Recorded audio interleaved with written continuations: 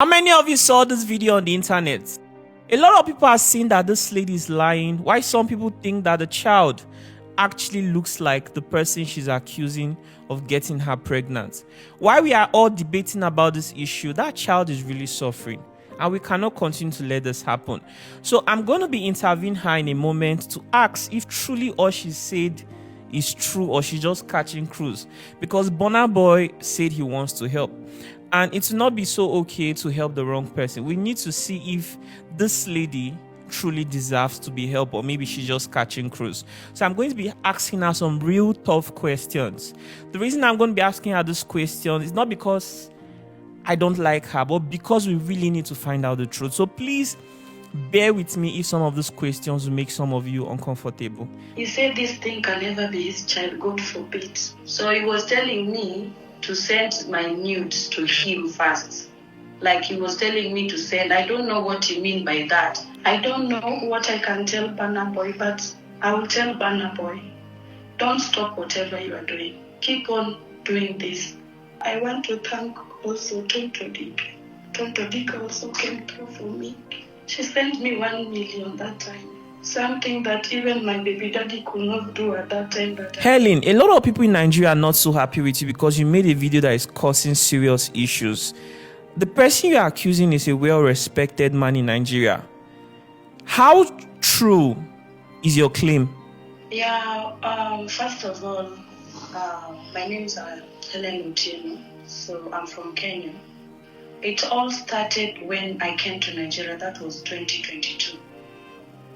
So I came to my friend's wedding.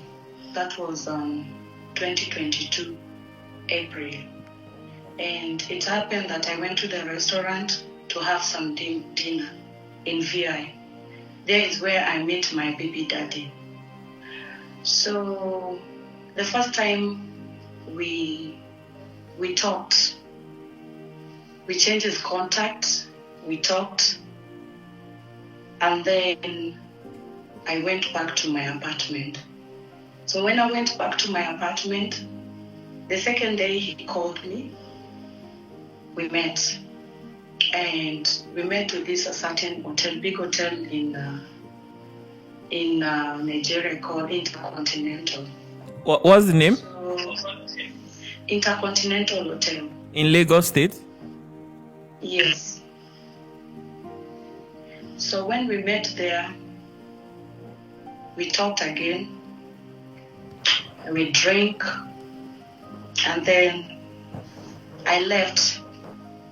Nothing happened. Nothing happened.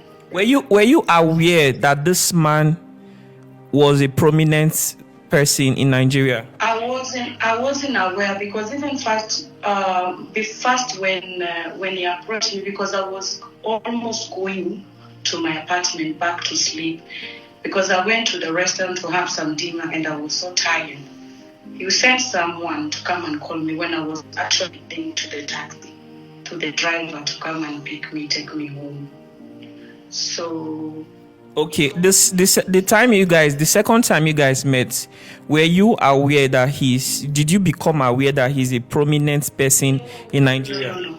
I wasn't aware. You know when you're new somewhere, you cannot know anybody, everybody. Okay, and nobody told you who he was? Nobody told me. I didn't know. And you also did not know that he was married?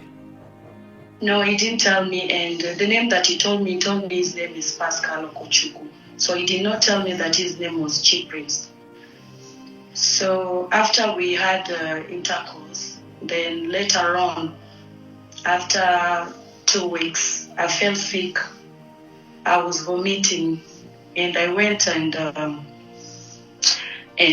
tested myself, and I found myself that I was pregnant. So I texted him and I told him what was happening, and then he called me direct. He told me, congratulations. I want us to talk, then we'll find a way how we can do about it. So we keep on talking, and he told me that he was going to take care of me, that I should not worry. But I asked him, are you married? He did not tell me he's married. That part he was trying to skip.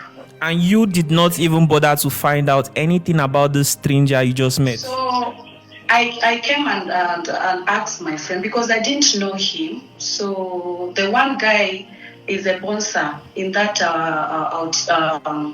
that restaurant that I met him. And then I went and asked that sponsor, do you know the person that I was talking to?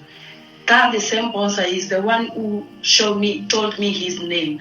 Then after that is when I went back to my friend and I asked my friend, is when my friend told me that this guy, his name is Cubana Chief Priest, and he's married, he has 2 kids. That's after you realize you are pregnant already. Yes. Then I told him, I even sent my account number. I told him I need to abort the baby. Because even me, I'm scared. I've never aborted a child before. But I am scared. But I want to do abortion because I don't want to have a child whereby I'm going to struggle. Because I have my son already. And I told him, I am a single mom. I had a baby boy before. So I told him that. And he said there's no problem. Since you are not Nigerian, you can go back to Kenya, but we'll keep on communicating. So I stayed in Nigeria until the baby. I came back home when June. Yeah, I came back home June after the baby was almost in my womb, 2 months going. So I thought you asked him for money to. Yes, I told him I wanted to do, but that part is keep. And he told me I should wait a bit. I should not hurry. So I say, okay. So he has been giving me, that time he was giving me some money to pay my apartment where I was staying. And I was like, oh, he looks someone who is nice, so I can't judge him. When someone told you just keep his child, maybe he has a reason. So I did what he told me. So after 2 months, when my pregnancy now was becoming big, and I told him, okay, now I've sent you the account number and you don't want to send the money so that I can do it. So what can we do? He told me, don't worry, that I'll give you money to go back to Kenya, but we'll keep on communicating. So when I came back home, after 2 weeks, this guy blocked me. So I was like, maybe sometimes he doesn't want to talk to me that much because